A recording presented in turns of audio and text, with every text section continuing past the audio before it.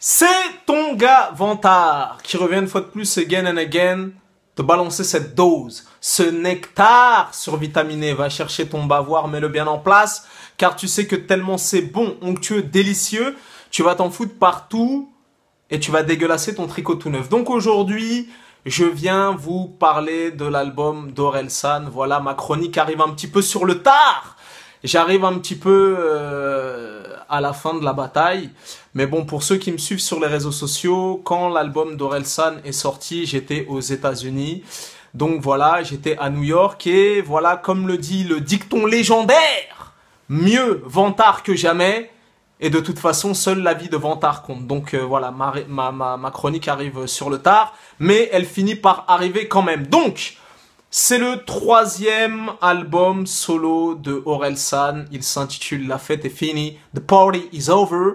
Voilà, 14 morceaux, 50 minutes de musique. C'est le bon format, tu vois, pour que tu puisses assimiler tous les morceaux. C'est ni trop court, ni trop long. Pour moi, c'est le parfait format, tu vois, parce que quand ça part dans des doubles albums et compagnie ou dans des 19 ou des 22 morceaux, il y a peut-être des morceaux qui peuvent t'échapper ou que tu ne peux pas cerner. Voilà, donc pour le coup, c'est un véritable album de rap. Voilà, c'est un véritable album de rap et c'est pour ça que l'album, ça a été un succès critique et commercial. Tu vois, en quelques jours, il a fait disque d'or et en une semaine, disque de platine. Il a explosé les compteurs. Et j'ai envie de te dire, c'est un véritable album de rap. Tu vois ce que je veux dire? Aux antipodes de tout ce qui se fait actuellement. C'est-à-dire que c'est pas un album qui est saturé en autotune.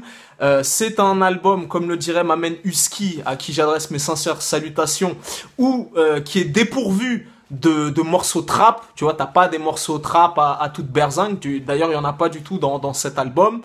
Et tu ne retrouves pas également des morceaux de chicha, des Zougoulou Kata, ce genre de bullshit. Donc c'est un album de rap pur et dur, voilà. Et c'est un album qui est pas formaté pour les radios, que ce soit par le choix des thèmes et le choix des instrus. Voilà, c'est un véritable album de hip-hop pur et dur, aux antipodes de tout ce qui se fait actuellement. Ensuite, je voudrais rendre un vibrant hommage à Skred, qui est l'architecte sonore de Orelsan depuis le début de sa carrière jusqu'à aujourd'hui. Et c'est un des meilleurs beatmakers du rap français. Il a collaboré avec tout le rap français. Je te parle de la grande époque. Rof, Booba, Diams, Cynic. Il a fait tout le rap français, Skred. Et c'est l'architecte sonore de Orelsan depuis ses débuts. Et Skred a eu deux muses dans sa carrière. Il a fait un gros travail de prod avec Orelsan et il a fait un gros travail de prod avec Nesbill. Ça a été aussi l'architecte sonore et ils ont fait des motherfucking classiques. C'est la mélodie des briques, c'est la mélodie des briques. Premier album de comment ça s'appelle, merde. Premier album 10 000 questions, je me pose. Premier album de Nesbill. Voilà, Skred a balancé un nombre incalculable de bangers, de hits. Il a collaboré avec tout le rap français et c'est voilà, il faut lui rendre hommage. Il faut rendre à Skred ce qui appartient à Skred et c'est un très grand beatmaker. Ensuite, moi, ce qui m'a touché dans cet album de La fête est finie, The Party is Over, c'est la sincérité du bonhomme. Tu vois ce que je veux dire? C'est un mec, voilà, c'est un rap. C'est un rap universel, c'est un rap qui peut parler à tout le monde, tu vois, c'est un rap où tu te sens pas exclu, c'est un rap pour les anti-héros, c'est un rap pour les beaufs, c'est un rap pour les losers, voilà, mais Orelsan, voilà, ce serait réducteur de dire que c'est que un rap pour les losers et compagnie, pour les pré-ados, les pré-pubères, que sais-je, parce que il allie avec ça le fond et la forme, tu vois. Autant même il y a de la dérision, autant même il y a du second degré, tout ça. C'est les textes sont deep, les textes sont profonds. Voilà, il y a du second degré, il y a de l'humour, mais tu peux te reconnaître. Voilà, là où le rap, bon, je grossis un peu le trait. Je vends du shit, je tue des gens, je vends de la coke. J'achète des Rolls, tu vois ce que je veux dire? Voilà, trap, nigga trap. Tu vois, ça veut dire que Orelsan rappe un rap dans lequel tu peux te reconnaître, tu vois. Moi, personnellement, c'est un rap qui me parle parce que je suis de la même génération d'Orelsan. Je suis né en 82 comme Orelsan et quand il parle dans cet album La fête est finie, The Party is Over, par exemple, que c'est un fanatique des films de Van Damme et de manga, voilà, moi ça me parle. Moi je suis un fanatique d'Orelsan depuis la première heure, je le suivais depuis l'époque des freestyle MySpace, depuis l'époque où il faisait des vidéos où il se déguisait en Batman, depuis le premier album, courez, courez, vous m'attraperez pas, les Jimmy Punchline et en veux-tu en voilà, et les 7 boules de cristal et tout le tralala. Donc voilà, en tout cas, voilà, moi ce qui m'a touché dans cet album, c'est la sincérité du bonhomme, de rapper les tripes à l'air, tu vois, vraiment le mec se livre, et le mec te livre des trucs personnels, tu vois, le mec n'a pas peur de dire, voilà, je suis un loser, j'ai dit je t'aime à des putes, mais je n'ai pas dit je t'aime à ma propre mère. Voilà, le mec se livre comme jamais, tu vois, c'est une thérapie et il rappe à cœur ouvert, tu vois. Et c'est important parce que t'as plein d'albums de rap français qui sortent, tu peux entendre 18 morceaux, 19 morceaux, le rappeur ne se livre pas, c'est que des bangers à la con avec des gimmicks à la con et au final tu n'apprends rien. Et c'est un rap qui te parle pas spécialement parce que voilà, c'est bien beau de rapper nanani, j'ai des Philippe pleins, je vais à Dubaï, nanani, je fais ça, je fais des logs, tout ça et tout, mais c'est concrètement, c'est pas le quotidien de tout à chacun, tu vois ce que je veux dire. Donc là au moins Orelsan, c'est un rap sincère, c'est un rap réel et c'est un rap vrai et c'est ça qu'on aime et moi en tout cas ça m'a touché et c'est la raison pour laquelle l'album de Kerry James, Si c'était à refaire, est mon album de rap français préféré et restera mon album de rap français à tout jamais préféré. Spéciale dédicace à Kerry James. Ensuite, j'ai vu beaucoup d'articles où il y avait marqué Nanani, Orelsan, l'album de la maturité. Je suis pas tout à fait d'accord. Moi, je pense que ça, c'est des bullshit de journaleux. Moi, je pense que de par sa condition sociale et de par sa situation géographique, Orelsan, depuis le début de sa carrière, quand bien même il y a du second degré, il y a de l'humour, il y a tout ce que tu veux, de l'humour noir et compagnie, c'est un mec, si tu connais sa discographie, depuis le départ jusqu'à maintenant, c'est un mec qui a été lucide.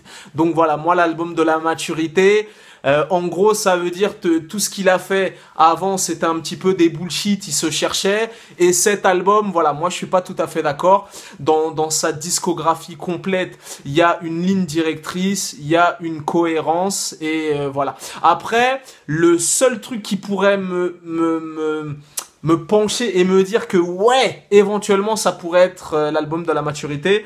Dans cet album, il y a une punchline où il dit « J'ai attendu la moitié de ma vie pour savoir voilà ce qui me plaisait, ce que j'avais envie de faire dans la vie. » Donc ouais, peut-être à ce sens-là, c'est l'album de maturité. Mais moi, pour moi, il a toujours été lucide et il a toujours été mature. Tu vois, moi, pour moi, limite, ça je t'ai dit, c'est des trucs de journaleux, c'est une insulte à la jeunesse. Voilà, tu vois, on peut être précoce, on peut être mature, on peut être lucide et voilà, gardez les albums de la maturité pour vos chanteurs de variété et vos bullshit sans saveur. Donc voilà. Ensuite, dans cet album, les thèmes abordés sont divers et variés, tu vois. Là où dans des albums de rap, on parle que de chicha, de club, de drogue, de pute, de gun, de flingue, de je sais pas quoi. Là, pour le coup, les thèmes abordés sont divers et variés. Dans le morceau Bonne Meuf, qui est une métaphore, il parle voilà de son statut qui a évolué, la perception que les gens ont de lui, enfin voilà comment les gens le perçoivent, la nouvelle dimension qu'a pris sa carrière, tout ça. Dans le morceau Dans ma ville on traîne, c'est une dédicace à sa ville de Caen, voilà. Il te parle des squares, des terrains vagues, des boîtes de nuit, voilà de sa ville, de l'architecture de sa ville, des clodos de sa ville. Donc c'est une véritable déclaration d'amour à sa ville. Ensuite, des fêtes de famille. il règle voilà, il règle un peu ses comptes voilà, avec sa famille. Il décrit un petit peu les soirées beaufs, les soirées bidochons, tout ça. Et dans ce texte, on a tous vécu une soirée comme ça, un petit peu relou, avec la tante un peu relou, l'oncle un peu bourré, tout ça et tout. Donc voilà, morceau très très drôle, ambiance Simpson bidochon. Ensuite, la fête est finie. Voilà, ça te parle d'un parcours de vie, des désillusions, de la frustration, des déceptions. Le morceau Note pour trop tard, un morceau que j'affectionne très particulièrement. Voilà, c'est une espèce d'introspection et dans ce morceau, il donne des conseils bienveillants éventuellement aux jeunes auditeurs qui pourraient l'écouter. Voilà. C'est un texte vachement profond. Il te parle de voilà, il faut faire ce que t'aimes dans la vie, il faut se taper, il faut persévérer. N'écoute pas tes profs, n'écoute pas tes parents, écoute ton cœur, écoute ton cerveau. Voilà, c'est un morceau voilà, j'ai bien aimé. Et le morceau San, voilà, Aurel San, Daniel San, Karate Kid, il te parle du temps qui passe, de voilà, on prend de l'âge. On fait le bilan de sa vie, j'imaginais ça plus tard, est-ce que j'ai atteint mes objectifs, tout ça et tout, voilà. Et le morceau Tout va bien aussi, pareil, c'est un titre ironique parce que justement dans ce morceau, voilà, c'est un titre ironique, c'est une boutade, si tu me passes l'expression Jean-Bernard, où il dit justement, il décrit, voilà, le morceau s'appelle Tout va bien, mais il décrit toutes les horreurs de ce monde, il te parle de la guerre, il te parle des femmes battues, il te parle, voilà, je t'ai dit, l'album est deep, il y a vraiment beaucoup de thèmes qui sont, voilà, l'amitié, le temps qui passe, la famille, l'amour, voilà, c'est vraiment, il y a beaucoup de thèmes universels et ça peut parler à tout le monde, aux plus jeunes, aux plus vieux, voilà. Au niveau des feats, on retrouve Maître Gims, Stromae, IBI, Nekfeu et Dizzy Rascal. Et quand tu connais un petit peu le hip-hop, voilà, ne serait-ce que pour avoir ramené Dizzy Rascal sur son album, c'est un choix judicieux et pertinent et ça te montre que le mec est dans un autre game, voilà, parce que j'ai pas vu beaucoup de rappeurs français inviter Dizzy Rascal, à ma connaissance, j'ai pas souvenir, donc voilà, en tout cas c'est un choix super pointu et je peux te dire que Dizzy Rascal a plié le beat, voilà. Ensuite mes morceaux préférés sur cet album, parce que souvent il y a des fanatiques qui me disent ouais Vantard t'as kiffé quel morceau. Moi mes morceaux que j'ai kiffé dans cet album, enfin mes morceaux préférés sur ces 14 tracks que compose cet album, c'est le morceau La Lumière, Tout va bien et Zone. Voilà, c'est vraiment mes morceaux préférés sur cet album, voilà. Donc pour le coup, ma conclusion est la suivante. Je sais pas si c'est l'album de la maturité. En tout cas, c'est un très bon album, un album solide, un album consistant, cohérent, un véritable album de hip-hop aux antipodes de tout ce qui se fait ces derniers mois et ces dernières années, et ça fait du bien et c'est une grande bouffée d'air. Qu'est-ce que je voudrais rajouter en plus je sais pas quoi rajouter, mais je vais rajouter quelque chose. Ouais, voilà, c'est un album consistant, c'est un album cohérent, c'est un très bon album. Il va aller le défendre sur scène. Voilà, et voilà, c'est à peu près tout. Voilà, en tout cas, cet album m'a touché. C'est un très bon album, abouti musicalement parlant et abouti artistiquement parlant. Et je pense que ça va être l'album de tous les records. Et voilà, en tout cas, c'est bien parti. Spécial dédicace à toute sa clique, Seven Magnitude, Scred, Abla et Gringe. Et toute la clique et Serge le Mito et voilà. En tout cas, la carrière d'Orelsan est diverse et variée. Tu vois, il a sorti 3 albums solo. Il a fait des albums aussi, enfin un album avec son gars sûr de toujours, Gringe. Il a fait une petite incursion dans le cinéma en réalisant son premier long métrage. Il a eu sa série Bloquée ainsi que Serge le Mito. Il a fait des doublages avec One Punch Man et un autre truc là, j'ai vu sur Wikipédia, j'ai plus. Donc voilà, le mec a des voilà, il a même sorti sa marque de vêtements. Donc voilà, le mec s'occupe et c'est ce qu'on aime. On aime sa franchise.